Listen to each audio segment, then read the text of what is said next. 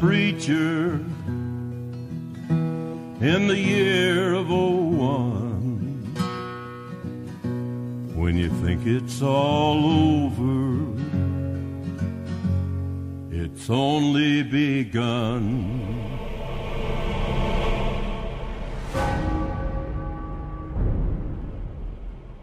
Hello, and thanks for checking out this episode, the first episode of Preacher versus Preacher, a podcast for a show that hasn't even aired yet.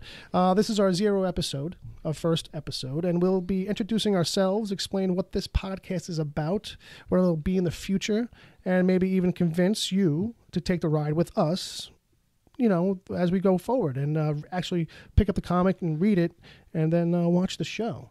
If you haven't read it yet, don't worry because there's still some time. The show doesn't start till like May or June. And this episode, we're also going to break down the trailer, give our reactions, and then speculate a bit about where the series is going to go and what it's going to use and maybe not use. And then hopefully somehow we'll do it without giving too much away just yet. And then we're going to probably spoil the crap out of it in later episodes. But in this episode, we're trying to give people a good jumping on point and a place from here to say, hey, you know what, I'll go read the book. And then when the show comes, I'll know what the show is all about. And I'll be the cool guy in the room, like that cool guy who knows what The Walking Dead is all about. And the other guy who knows what Game of Thrones is all about. I want to be that guy. Well, you can be that guy. Mm-hmm. So, real quick, who are we? It's not just me here, people. There are other people in the room. So I got my buddy Dom. What's going on, guys? I got my brother Bob. Hey, what's up, people? And, you know, the three of us are the regular co-hosts for another podcast, the Wicked Theory Podcast. That's a place where we get freaky with the geeky and we break down the pop culture stuff that we're into. We react to nerdy news and then we have some chuckles and maybe the people at home have some chuckles too. And then, you know, so we realized that we should probably do something over here because...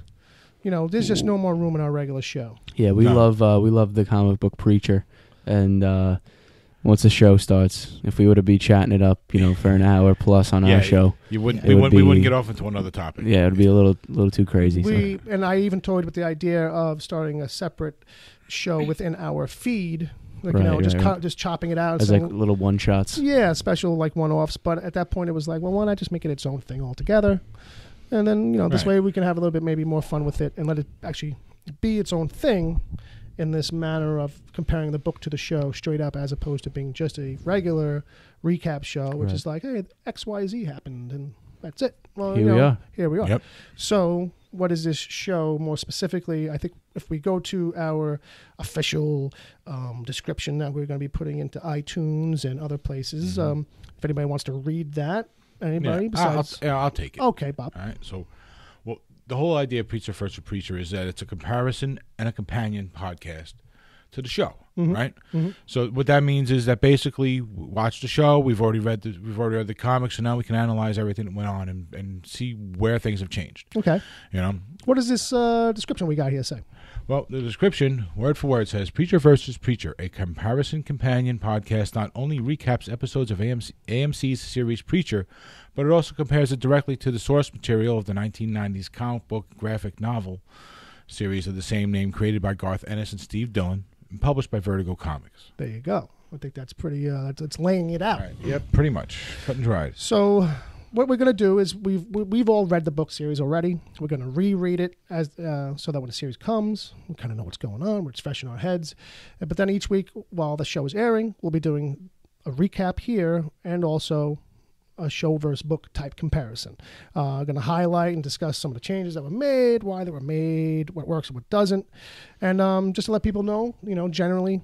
as reviewers, we come from a place where like nothing is quite perfect, and that we're critical of the things we love. So don't expect an all-out love fest, like and just us gushing all the time. As much as we do that for the book, it's probably not going to happen for the show. I mean, you know, no adaptation is ever satisfactory to super fans of the material. Right, and this is a massive, massive story that has a lot of tough tough material to deal with. Yeah. And translate. So it's going to be a big question of how, because we know that they're going to change stuff. They have to. They have to. And not even like in the typical way, the way other adaptions are. It's like, no. It's about time, or because even with this, it's from the 90s, so there's some updating. Right. So you get that. But like the actual material itself, like, we're going to put this on TV. This was a concept. Yeah, this was a book that we thought would only go to HBO or cinema. If at all. Because of the content. Right. So, this is the strength of this content is strong. It's really stronger than anything else that's been on TV. Absolutely. I mean, as far as you can't compare it to like The Walking Dead, because that's a different kind of like thing. That's about gore, scare, tension, personal interaction. Yeah. This is about questioning your beliefs. Yeah. This is to a degree, and not even religious beliefs, because a lot of times in the storylines, these characters have these breakdowns of American ideals and about righteousness and what's good versus what's really wrong or bad. You know what I mean? Right. All right. So to let people know that just moving forward, that this podcast, Preacher versus Preacher, will be available on iTunes and Stitcher and TuneIn down the line. If you're listening to this right as it gets posted, it's only going to be up on Libsyn, but that'll change and people will find us. Our main thing is to kind of like we want to remind people that subscribe now. If you're on a service, listening to it on a service that does allow you to subscribe, do it now. This way in May, June, because they haven't really announced official when it's going to drop. They just keep saying mid 2016, which is like end of May, beginning of June. So people should just subscribe now, get it out of the way. If you want to email us for the show, it's pvp@wickedtheory.com. The Twitter is Preach Verse Preach, so PREACHVS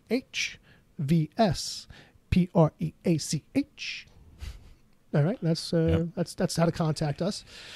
And so before we finally get into this before we really get into breaking it down and giving people like what the show is really about, because I'm nervous about spoiling any of it for anybody, I want to give them one last escape hatch right now and say that if you haven't read the book yet and you want to go into it totally pure, and then come back to us when the show starts and play along after you've read it, or at least the first book at least, you can leave now, because neither us nor the trailer have that first aired have really given anything away.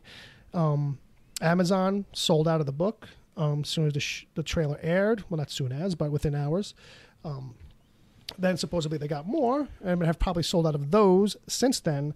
So your best bet by now might actually be your local comic shop, but that might be a shot in the dark too. Right. But they can find a local comic shop if they don't know where that is by calling 1-800-COMIC-BOOK.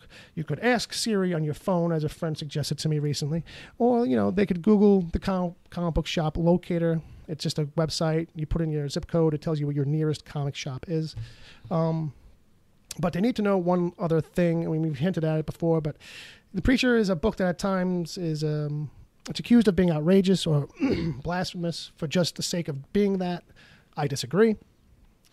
But it's filled with profanity, and it's technically blasphemous. It contains some rude and lascivious behavior and activity. And despite all that, or at times because of it, it's amazing to us. So you've been warned, but that's what this show's about. Yeah, so just go into it with knowing what your sensibilities are, and that they may be totally offended. Yes. The moment you open the book. Fair enough. Pretty much. Well, fair but enough. But if that's not for you, then stay away. Yeah. And it gets more intense. I'm thinking of this now. It does get more intense as the story goes on. Some of these side stories, especially. But we had a guest on our Wicked Theory podcast. Actually, I think it was a week or two ago.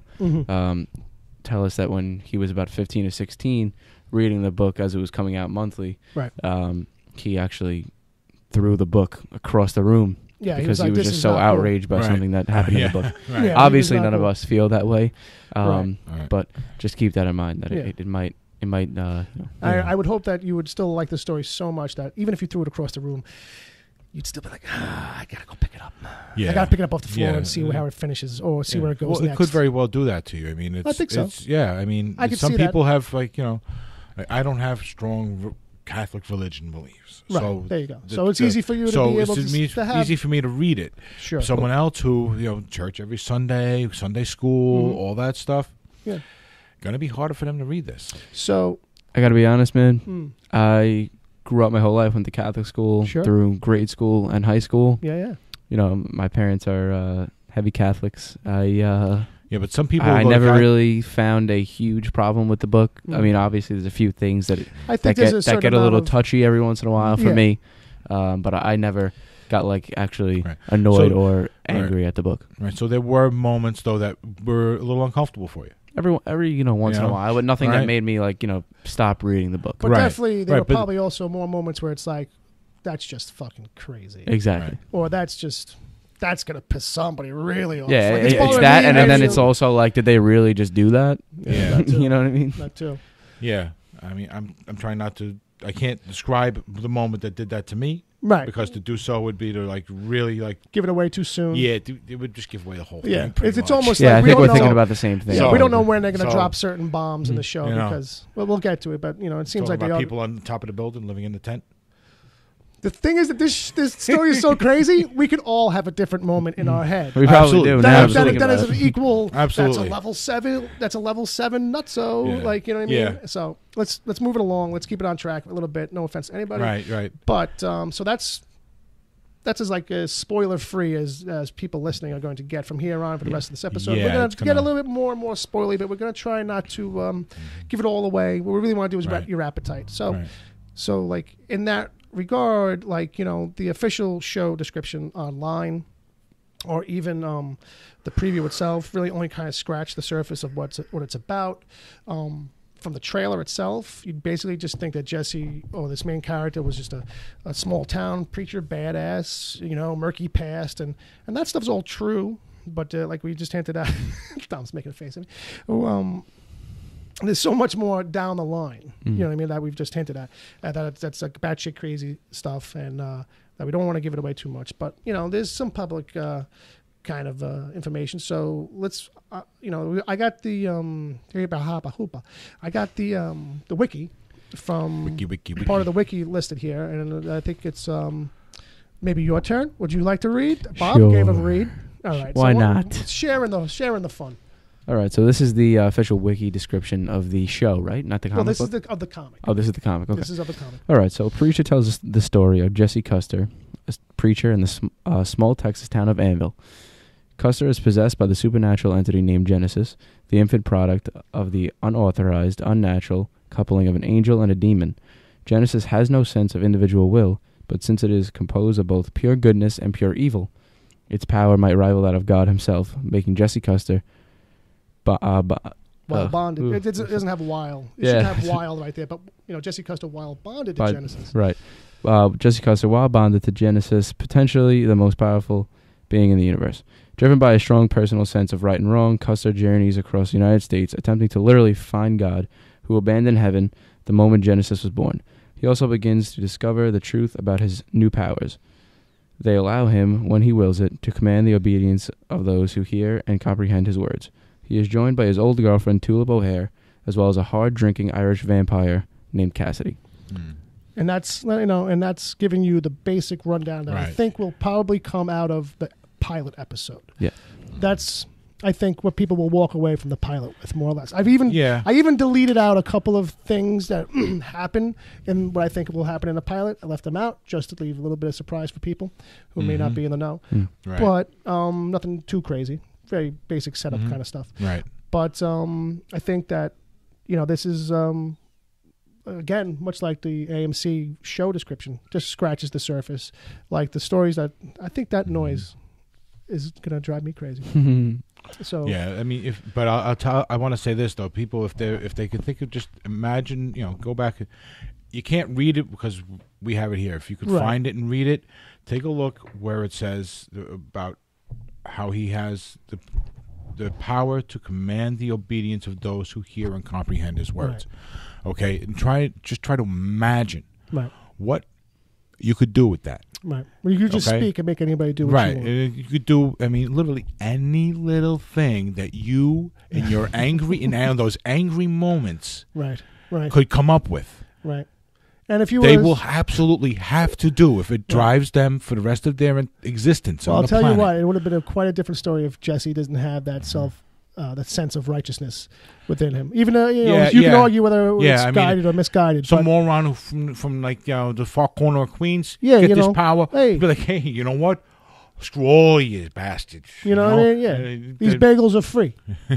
No. For me, they're free, right? Yeah, sure. Okay, great. I'll take 12. Yeah, but no, someone could just ruin everything. Well, the fact that for everybody, you know what I mean? In a moment. What I do love about the story is that as much as that power is almost like an unlimited kind of thing, it is. He doesn't abuse it. No. Like as much as like he's got plenty of opportunity. It's one of the things I realized later on looking back is that like he doesn't use it half as much as you would think he might. So I wonder if in the show to come, if they might find new ways or we'll see him use it more often. I don't want it to be power of the week though. Right. I don't want it to be a thing where it's like we see him use it like all the time. Because it can't be like, probably like only the used Hulk it 4 or 5 times in the Hulk TV show where you're going to see it once the first half hour and once the second half hour. Right. Or some other shows where this becomes a story crutch, where it's like, well, Jesse can get himself out of this real quick if he just told that guy what to do. Right. But you know what? In order to do that, they would actually have to get away from the actual story. Right. Well, as soon as I said it, I kind of thought it too. It would just how ruin the story. Or plot lines play themselves out right. by and changing it would weaken the entire experience. So they couldn't. And so, Seth Rogen better get that right. Yeah, well, he better get a lot right. Someone's going to take away all his weed. So there's people working on it.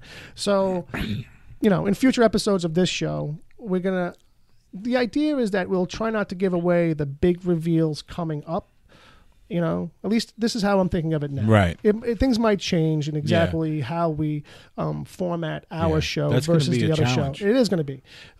Because but I agree. I still would like it to have an ability for certain people to be able to kind of like jump in and listen along late. But, we're going to be spoilerish and spoiler heavy, but I think it would be nice if we can just kind of keep the conversations not too far ahead of the on-air story, but we'll feel that out. We'll see how that goes. Right. Obviously, we won't be able to refrain from certain shit, and people should know from the jump that it's going to be a spoiler-heavy show. Right. Well, I'm sure there's going to be instances where something that happens later on in the show has to be done earlier. Well, that seems to be a thing. So, they probably are restructuring storylines. Yeah. Right. When we do our discussions about them, I'm sure we're going to have to say, but this happened later in the story, normal, in the book, but. We're not going to be able to say much more than that. I've already kind of thought about is that the book tends to be kind of linear where they do flashbacks and side stories. They almost exist on their own where it's not like, we dip in for a little bit and then dip back out like TV shows tend to do with that stuff. So to see how they kind of structure stuff that we know comes later to begin with, if they start laying the seeds now because they can, and it helps to kind of just fill out the overall feel of the show and the tone and like what it is and how its own show mechanic kind of works, how they tell the story or reveal it. You know? But here's the thing too: for a pilot episode, you're going to want to kind of tease as much as you can to a degree and set up. Even if you don't come back to something. Right. No, you're going to have that big tease that's going to be for like 1 year down the road, 5 years down the road, or whatever it is. And you're going to have those little ones that are still big in the story, but they come at regular intervals. Right. Maybe every episode, every 2 episodes, you're going to have something like that happening. So, real quick, because I don't think there's too much into it, but I was thinking maybe we could talk real quick about like how we found the book. I mean, for me, not to take the lead position because, I just have to talk about me. But I figure it just kind of sets it up for you guys a little easier because I know what Bob's story is and I know what your story is. But, and you probably know what my story is. But so for me, what it was when I was collecting comics in my teens, I just picked up a random one off the shelf, really literally because the cover was cool. It was one of these, because the artist Glenn Fabry paints the covers and artist Stephen Dillon draws the inside. So you do get these 2 totally different kind of visual ideas of what Jesse looks like. We can get into that in a little bit. Right, but they're nice. They're well done. Those covers are excellent. Absolutely. Those top-notch covers. I have one of the covers as a poster, and it's like one of my favorite posters. I only have like 2 posters in my house that I really 3, but 2 that are really like my favorites. And then neither one of them is framed, but it's the Bernie Wrights and Frankenstein poster. Right. And and that one sits over my art table as either inspiration or intimidation. I'm not sure which because it's crazy. But that's a high watermark to try and hit. Well, I just love to stare at it because individual. there's a million things in the poster, and I just love to stare at it and be like, how does hell does he do that with just ink? Like, you know what I mean? But anyway, I digress. So my point being that, so when I found that book, I picked it up off the shelf, and, it's going to sound really minimizing the whole thing, but when I opened it up, the first thing I saw was somebody fucking screaming at another person the word cocksmoker. And for whatever reason, I was not expecting to see that in a comic. Although, I was well aware of profanity and other kinds of things. But you're a teenager and you comics. see that word, you're like, all right, this is my reading now. Yeah, so basically what I did is I stood there One and word. I flipped through it real quick, and I saw some other batshit crazy stuff was going on. And it's, and I think it's around like in the 30s. In the 30 point issue number. Okay, yeah, issue number 30. So about halfway through. Yeah, so about a good portion of the way through. If anybody doesn't know or cares, it's the series ran 66 issues, 75 issues when you count some of the side stuff that they put in. But so this was around issue 30, 38. I mean, somewhere in there. So I could figure it out by looking at the cover. But so the point was, I was just like, wow, what the hell's going on? And then read that and was just like, I have to figure out. Yeah, the whole story. I need to know what the deal is with this fucking thing. And that's never happened before, where I would pick up a comic and it would be like that, where it would be like, usually, I couldn't parse it out. Like, usually comic, you can pick it up in the mid story. Yeah. And, you can feel, okay, Iron Man's kicking this guy's ass for this reason. Because at the very least, too, with those books, they do the... they do a little, the captions and the storytelling on the side, like, a little bit, or the internal dialogue a little bit. Yeah. And this one, it's not. It's just, it's dialogue, word balloons, and the scenes. There's no voiceover or narration in any of it. Except for, like, the beginning, I think, of the whole thing. There's, like, one caption or something to that effect, and I don't think there's. I seem to remember just else. in a few instances throughout the series, there were moments where something that Jesse said had to be explained because it happened so far back or hadn't been explained yet.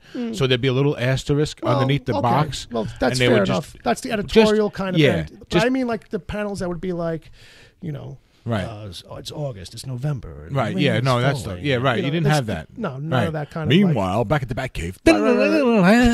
Right. You know what I mean? None of that. Meanwhile, back at the preacher headquarters. Right. So, which thank God. But I think it's one of these things that lends to you being forced to pay closer attention, to get deeper into. Much like certain movies, because they don't hand you everything right away, you know that you have to now lean up. Oh, it's that kind of film. Right. I have to lean in and listen. Like, if you start talking to me, I will punch you in the face. I am trying to follow a story. But to that end, so for you, Bob, I would say that because at the time you were reading the comics I was bringing home. Yeah, you were. I wasn't an active buyer of comics. Sure. I was doing my own thing. You could say moocher. I'd say moocher. No, well, you know what? There were because at the time when you gave me Preacher, I wasn't really reading a lot of your comics. When I got bored once in a while, I'd say, hey, what do you got? Sure. But then you brought me the first graphic novel. Right, okay. All right? And you were like, dude, if you're going to read anything, you got to read this. Yeah. Just if you're not sure about it, just read the intro in the beginning because it was done by Penn and Teller. That's right. Okay. Oh wow, I forgot all about that. And they in that intro they say if you don't read any comic in the rest of your life, if you don't read any graphic novel ever again, you have to read this one. Right. Because this is unlike anything that has ever been written before. Right. And it tells about how they were introduced to the story. Oh, okay. A little bit, and I gotta look that you get up. you get I didn't know that at all. Yeah, you get the impression that this is something that's like a lot bigger than what you're holding in your hand with that first book. Yeah, don't get me wrong. Sometimes I feel like that kind of stuff sometimes too can be almost too grandiose sounding. Right. So people might end up expecting something else. Yeah, it can because there's always someone's do me a favor, write the liner notes for my book. Well, not only that too, but I just mean in general, pad this guy up, even like when we describe it here right now, like we're talking about like, oh, it's amazing and it's groundbreaking. You're right. Sometimes people might be expecting something like just not what they end up with. Right. So it's like it's groundbreaking in a lot of different ways. Well, we can't go into detail. All we can do is the fanboy thing. You know, and it deserves a whole lot more. But you can't tell people what's going on with it because it will ruin anything. All right. So Dom, do you want to? I mean, just real brief. Yeah. So I For those of you who don't know, me and our host here, Bill, we Dom likes to get all MC Dom about the microphone. We work together, and sadly, I'm sorry about that. Yeah, by the way. I know it's tragic for you to work with me, but it is what it is, man. What are you gonna do? Hey, feel bad for Bob. Listeners should realize that when Dom said "work together," he was using air quotes. Okay, that's true. That's true. Very true. That's true. More like, just hang around and talk about TV and comics. No, I wasn't That's using work as that way. No, I'm kidding. No. All right. So anyway. pretty much, Bill, we started going to the comic shop together once I started, working at the place he works, and it should be noted at this point that Billy basically ruined Dom. Yeah, so he pretty much. That's what he's getting into. That's what he's getting to. Yeah, he really got me to where I'm at right now. Don't do drugs. Do comic books. Exactly. So he got me to where I'm at with reading comics, just to say the least. But one day, I was just really picking up superhero comics and a few, Image titles and stuff like that. And one day, Bill said to me at work, "Dude, I think it's time." I think it's pretty much was like, dude, I think it's time that you start reading. We're gonna grow you up a little bit, boy. This book called Preacher. Put some hair on your chest. Exactly. Told me have some spinach. Told me what it was. Told me what it was about, and I was like, oh, that's unreal. You know what I mean? Yeah, and it sounds crazy. That night I went home. Actually, you know what it was? Actually, I didn't order that first trade on Amazon. That day, me and Bill went to the comic shop. Right. I without hesitation bought the first trade for it, and that night I was fucking hooked, and the rest is history. Yep, there you go. And now here we are. Yeah. So it's kind of like you close that first one. You're like, okay, why didn't I buy the next three? Exactly. Well, I think that night after I finished that first trade, I ordered the next two on Amazon. Yes, there you go. Yes, you did. Yeah, you did. You told me about that. Yeah. I remember you coming into work the next time. You were like, "Yeah, bro, that's great. I'm not even done with it. I think I ordered the next books." I think you really weren't even done. Yeah. You were like at least looking them up and pricing them. Oh yeah, probably. Yeah. Well, that's when you get about halfway through it. You're like, wow.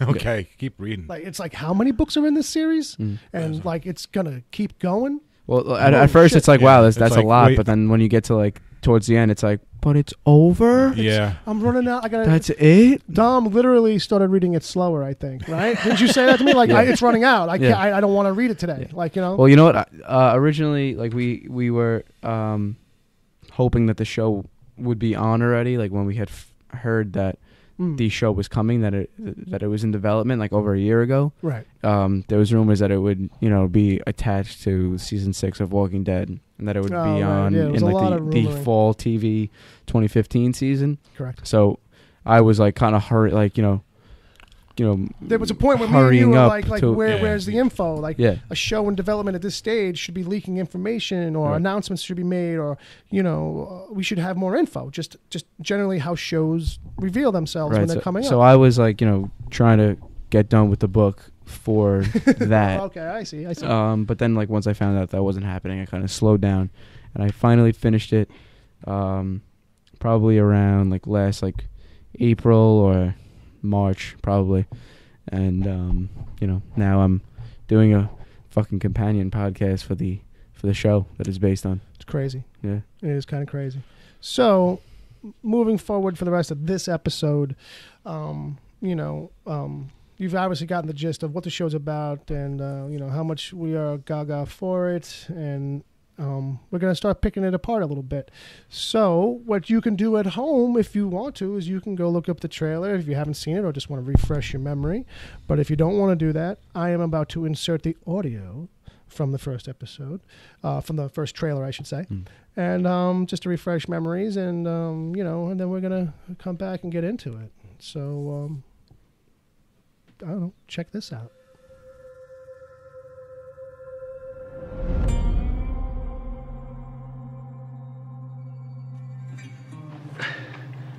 What do you want, kid? It's about my dad.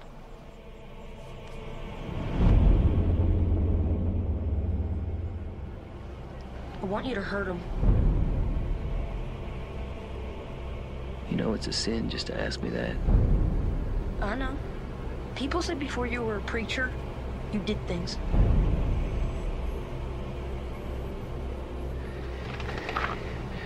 How hurt you want him? far it'll go. Problem is, your daddy's a big fella. He's gonna fight back. Things will escalate. That's what these things do. They escalate. And violence makes violence. Makes nothing much at all. Preacher! Enough! Almost done, Sheriff. Is that what you want, kid?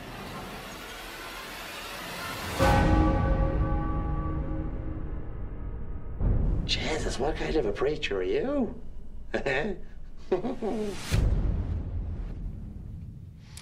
All right, so we're back, and I hope you enjoyed that on some level, even though you couldn't see it. But if you went and saw it, then you saw it. So that's great. Right. So Hopefully just hearing it encourage you to go watch it. Yeah, YouTube is a wonderful thing, so check it out if you haven't. Enjoy it while it lasts, I guess. It's a great teaser.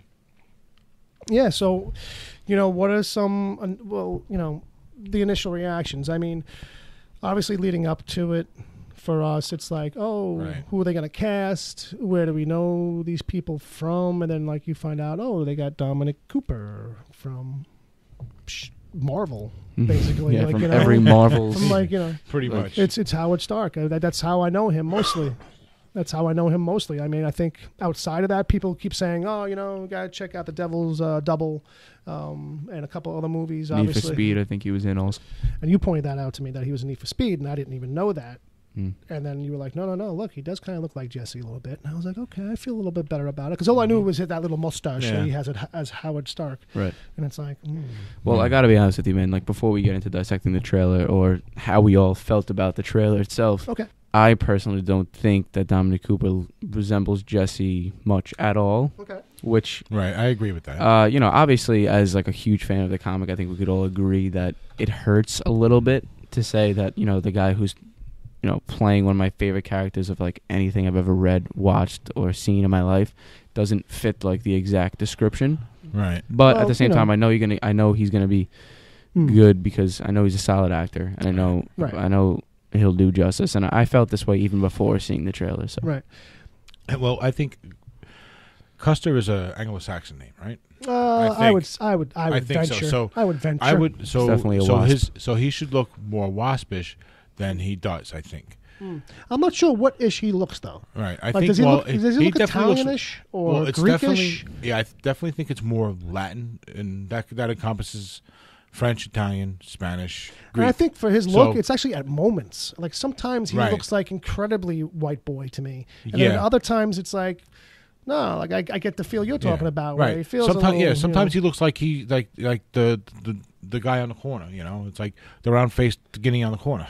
Fair enough. No, fair enough. Other times, he looks like he could be a little bit of a badass. Well, here's the thing too. But like I don't think he looks like Jesse. In the photos and stuff, I think one of the things that's happened is that like the beard or the facial stubble in faraway shots looks so dark that it looks like a full beard, and then like close up stuff, it's like, it's just a little grown in. He's stubble a little round thing. faced too. But he's a little round faced, and I feel like he might end up shredding down the line for the show, shredding some of that baby fat weight that he's got on him.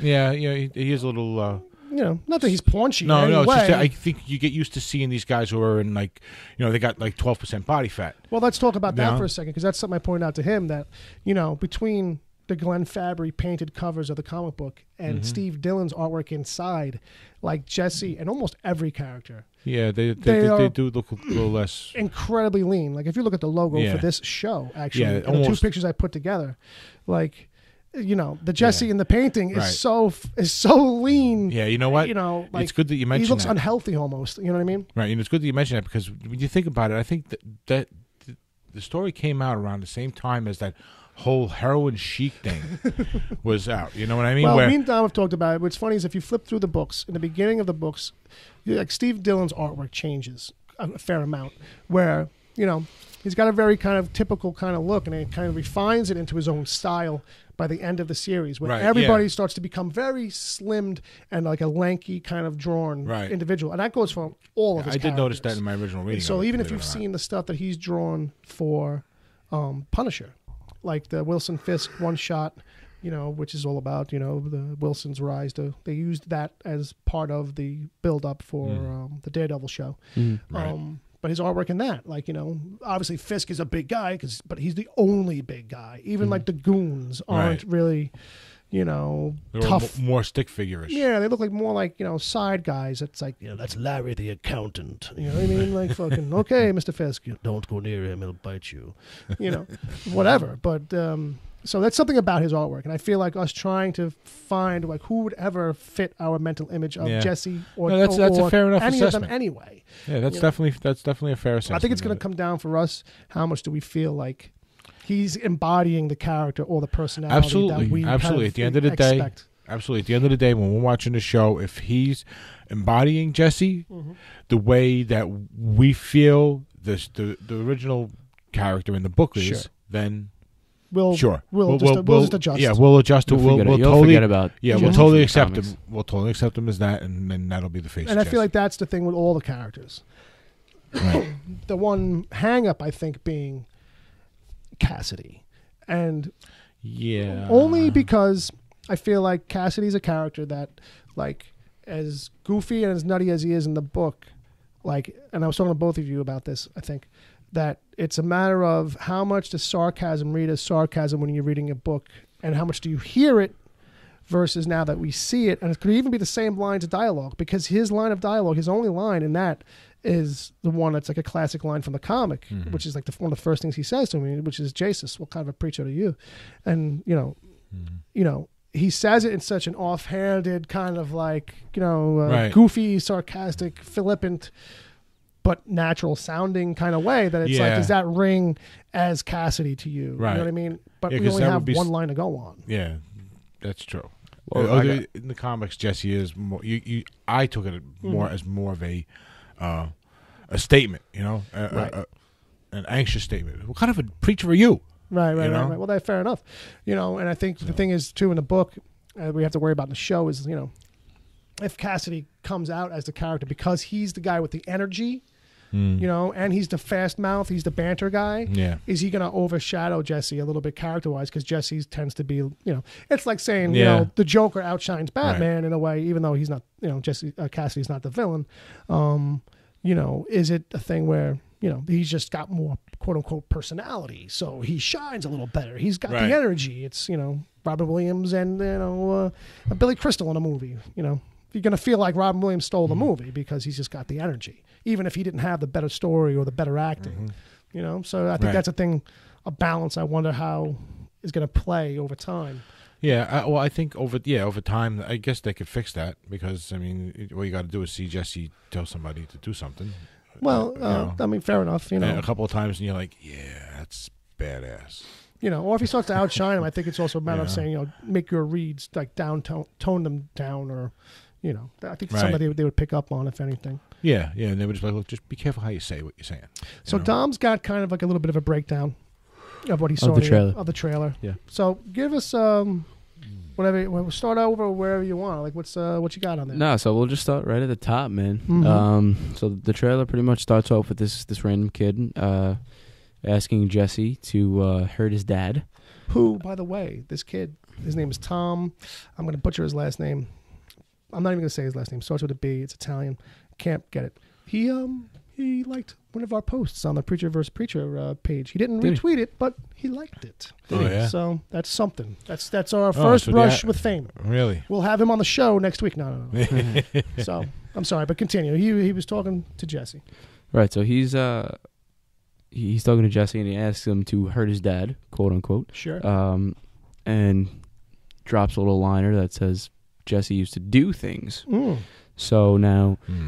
This is kind of open to interpretation because as a fan of the comic, you know that Jesse was never really a muscle for hire, so to say. Right. But you do know that there's always like a continuing theme with Jesse and also Tulip that before the story picks up where it picks up, you know, Jesse did some shit that, you know, some people would see as... Yeah, he's done some questionable things. He's got some prior adventures. But I'm also wondering now if, you know, that's not a conversation that he's having after the whole story is over. I mean, it's like something kind something of, that happens after, like at the very last episode, and they're doing a little time. They're like, it's like, I heard you used to do things, and I can now see something like he's kind of sitting there, he's back in Texas trying to figure out what to do next. Well, and he's still wearing his suit and just trying. And the kid asked him the question. Well, I could tell you why I would think that's not true, but it would give away a story point. Yeah. Well, that comes out later, much later. Yeah. I know. I'm just putting it out there, so there's. But it is a fair possibility that right. they actually could be doing some out of sequence stuff, because the book actually starts with Jesse, Tulip, and Cassidy already together, right? And then they flash back. Right, they're at a diner. How they all met up.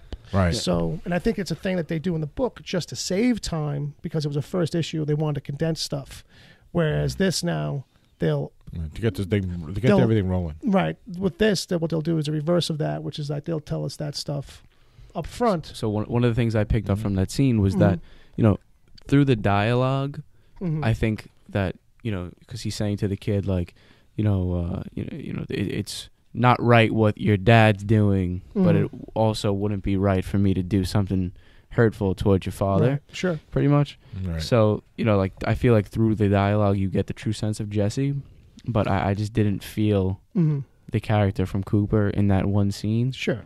I don't know how you guys felt about it, but right. I mean that's really like the only scene that you get to see Jesse speaking, I think. Right. Yeah. Okay. So, I think what comes through for me is the totality of what you get with all of that. That if I'm supposed to believe that the guy, because at the end of that he breaks a guy's arm, that if that's indeed the kid's dad, not just another scene, which I kind of feel like it might be. Probably. They might have just kind of put that together so it feels that way. There's a few There's a few bar fight scenes between him and Cassidy. Yeah. Well, there's some to come for sure. Yeah. But I feel like in the first issue, I know that they have a scene where Jesse is at the bar and he's having some problems with some of the people in the town and this kind of thing to maybe set this whole thing up with the kid asking him to do that. It just happens to work out that I did try to talk to him and he did turn out to be an asshole. So I did end up having to break his freaking arm because he was a jerk. Like, you know what I mean? This way he wouldn't hit nobody or hit my mom, hit your mom no more. Yeah. I think that whole idea though, whether or not maybe he sold it to you, is a very Jesse type thing. Yeah. Right. I mean, I think we could agree on that at least. I mean, I felt like it worked to a degree where I know I haven't seen the whole scene. I know I haven't seen it all, so I'll take it for what it is. And based on that, like I feel like it could kind of work because I know that that's a thing Jesse would do. Like, I know that that's his type of thing. It's like, his righteousness, it's not just his, religious kind of like viewpoints. It's, it's human morality, basically. Right. It's like, kid, I could go do that, but, that shit gets out of control. Violence begets violence and things escalate is the word he uses, and this stuff escalates. Right, kid. so you got to make sure that it's what you want to do when you do it. That's the lesson that he's trying to give the kid. And I think it's a good thing that, Jesse and Cassidy, looking forward, it's a lesson they could use at times. Like, you know what I mean? You're really thinking this through before you commit. Right. So I didn't get that relationship with the breaking of the arm and the kid. Okay. Out of that, I got well, maybe the scene in the bar they're just taking to another level. Okay. Because in the book, it doesn't get like that. Not really. Yeah, I think you're right. I think in the book there is a fight, but it's just the two brothers, and he just kind of deals with them real quick. Yeah, and that's it. I think it's a fist fight to a degree, but not like that. No, it's quick. He shows him like 1, 2, 3, boom, boom. He teaches him a lesson, and it's done. Right. So it's either that, or they're actually just building that part of it up. All right. Sure. To me, that's what I was getting out of that. I only watched it once though. You guys went over it and over it and over it. Yeah, a little bit. It's like ours a Bruta film. So yeah. So with that, So no, I hear what you're saying, and I think you got a fair amount of point there where it's like, there definitely could be a lot of switcheroo. Different people on. are going to see different things in the same thing. So, absolutely. And I think that's what's good because the three of us are here. At times we'll end up with 3 different point of views. So what's the next thing you got there, pal?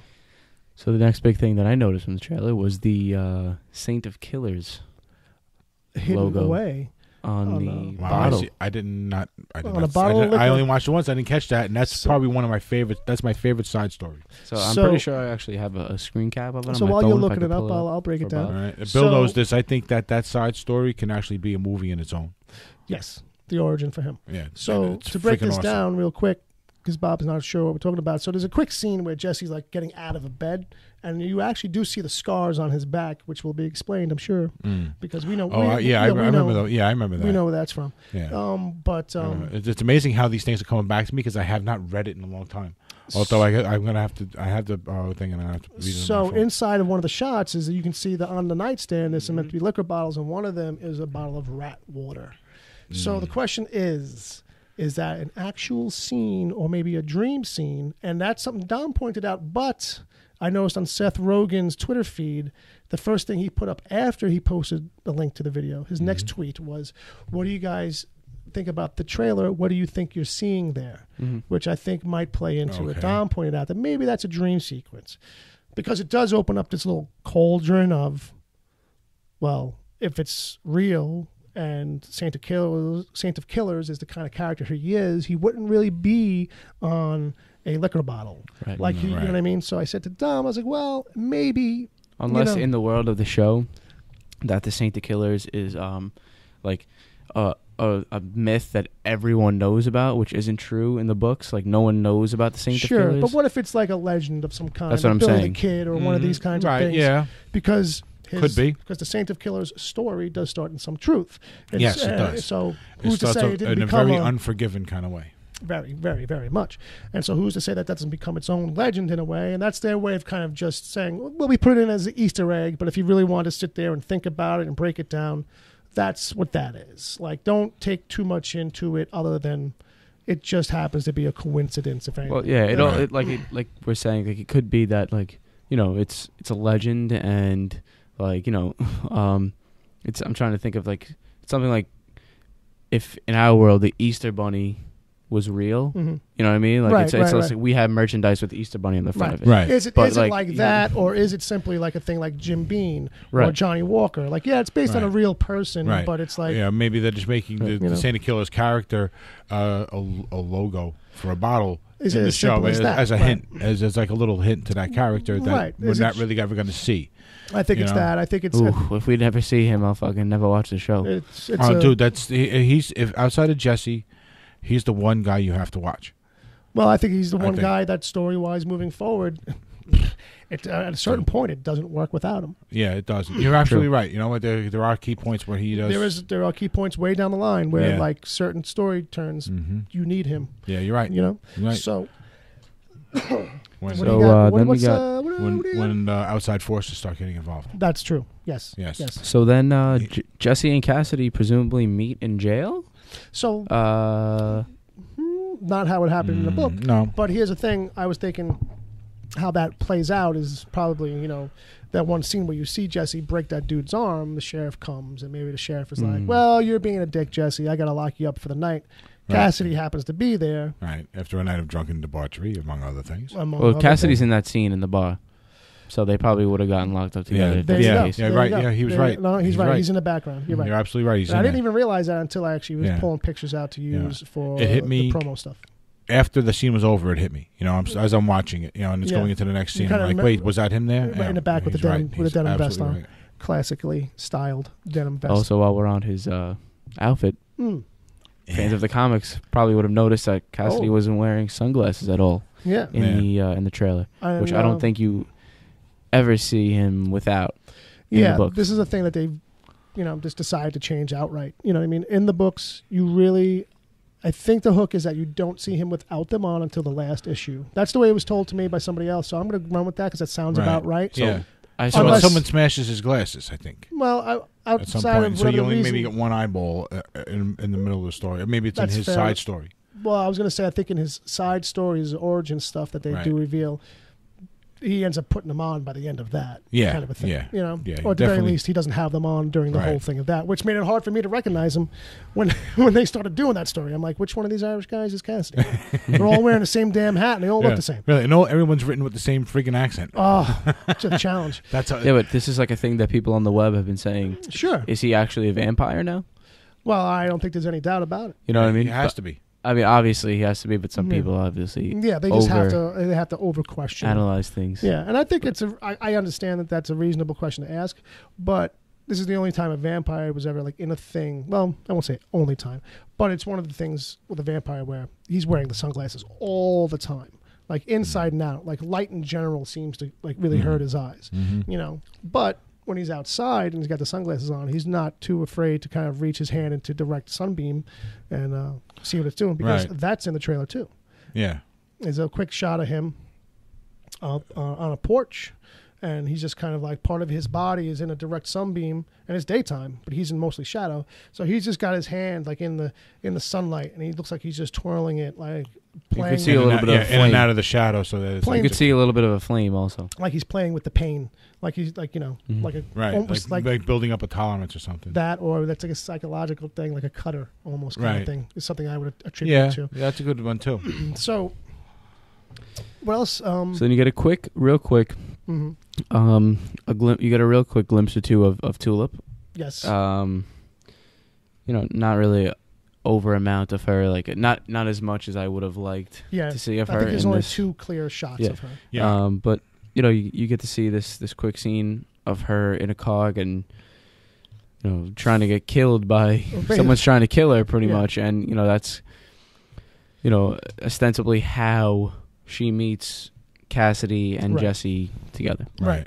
Well, in the book, my only concern about Tulip in the show is going to be that she's not as important a character to the story as Cassidy is and Jesse at times. So we're not going to see as much of her at times than we would have in the book. I think that in the book. Wait, that in the book it was very more even between the 3 of them.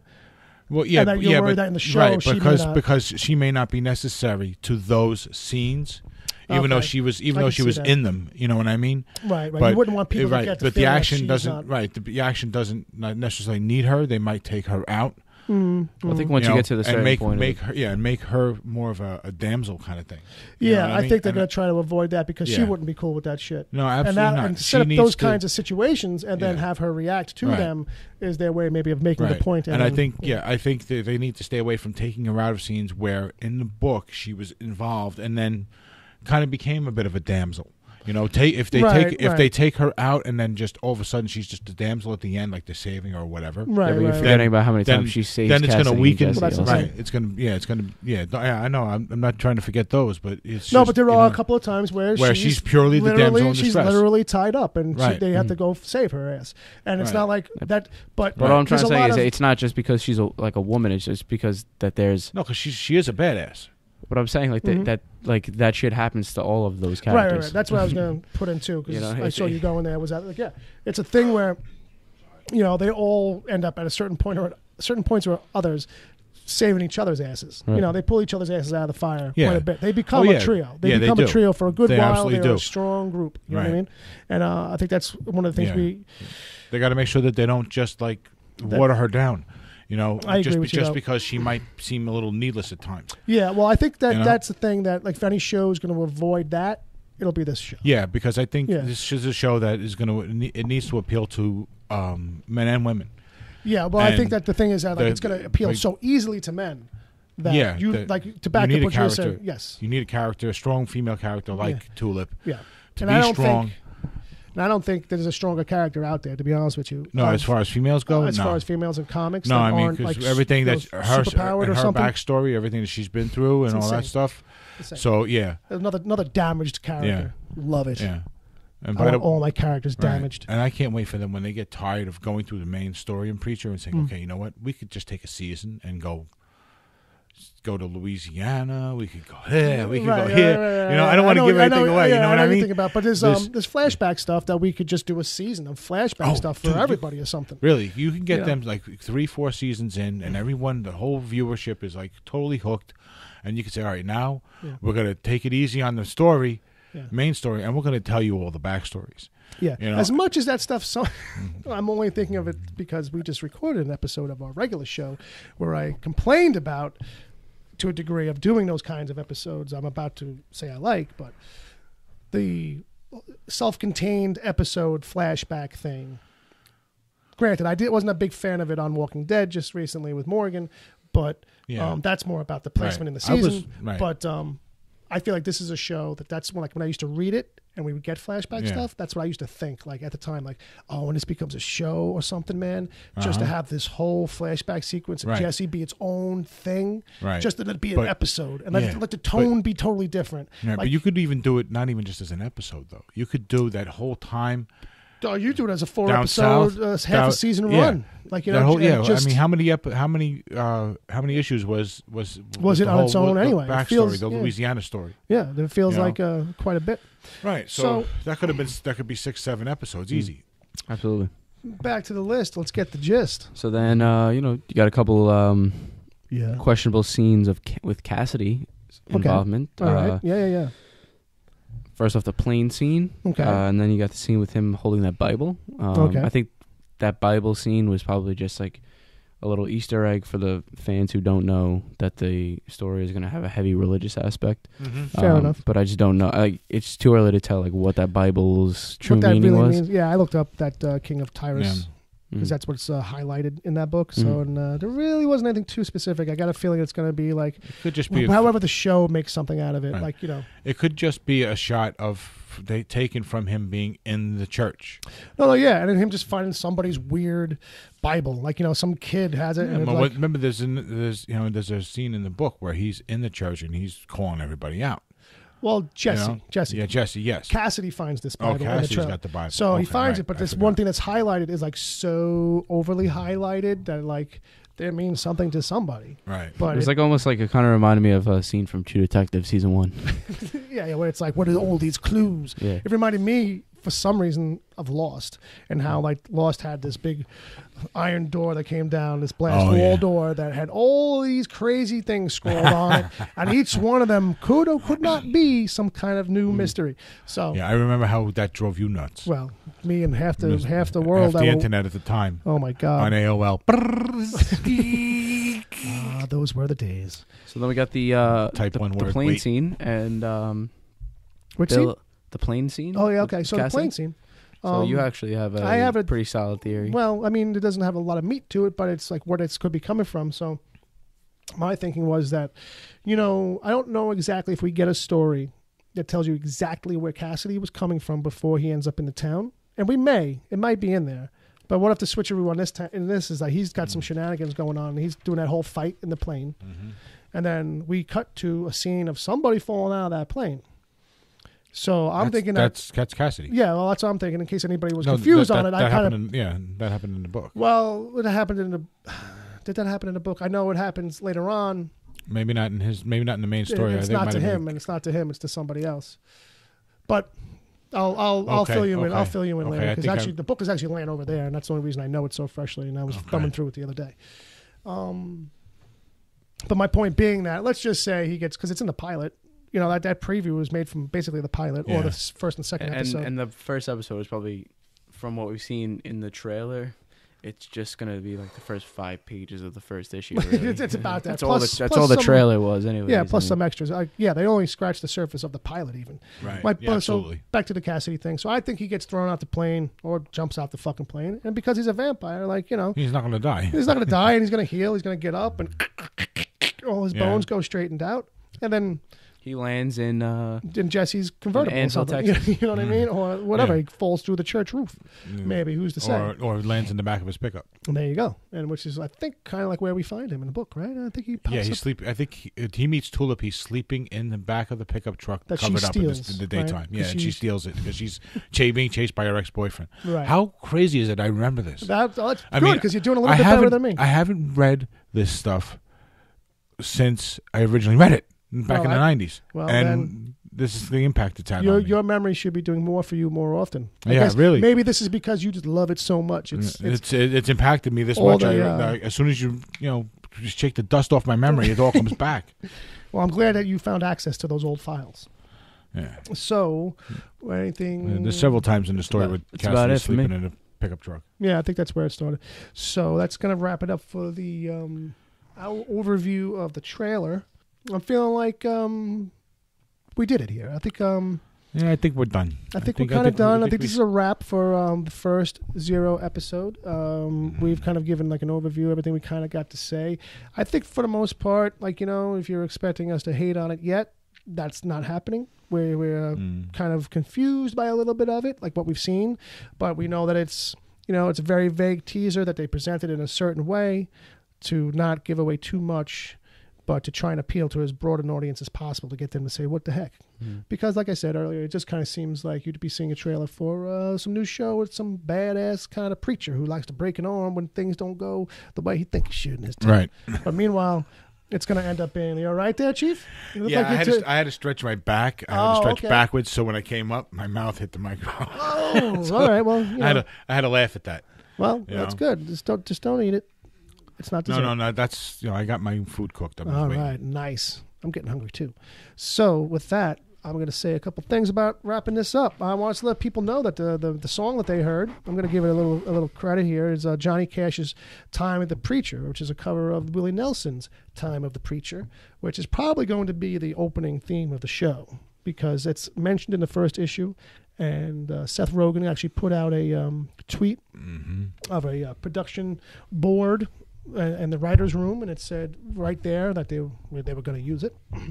So I decided, rather than use the Willie one, because everybody will get tired of the Willie one, we'll use the Johnny one, because the Johnny one is actually cooler, because it's him and basically like half of Alice in Chains and Chris Novoselic from Nirvana playing it. So you'll be hearing a little bit more of that when we wrap up.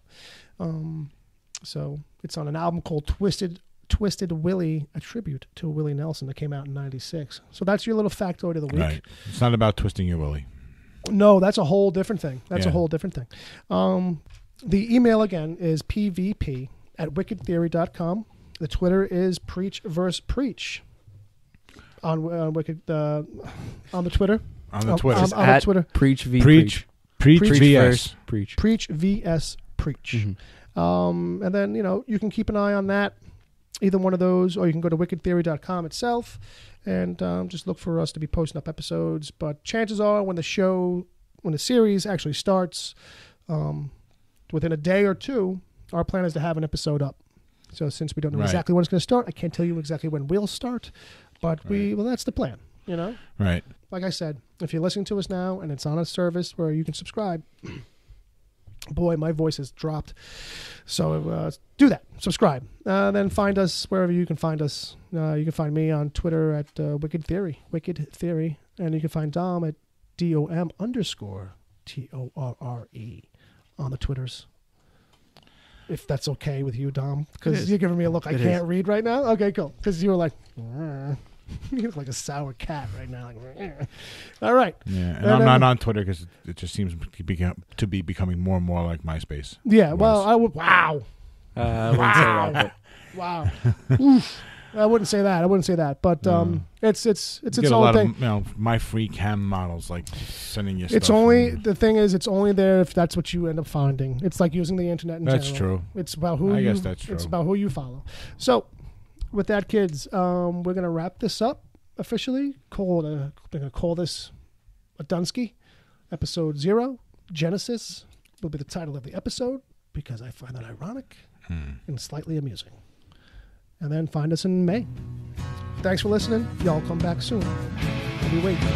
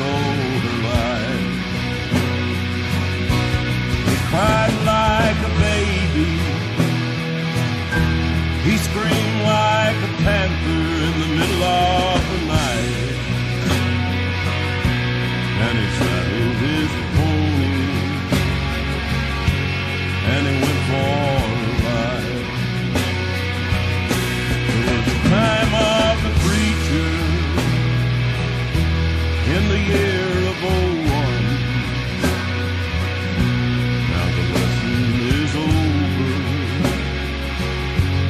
and the killing's begun.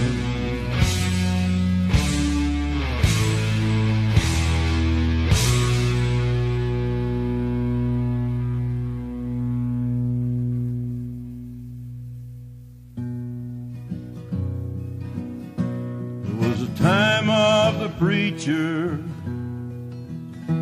in the year of '01, when you think it's all over, it's only begun.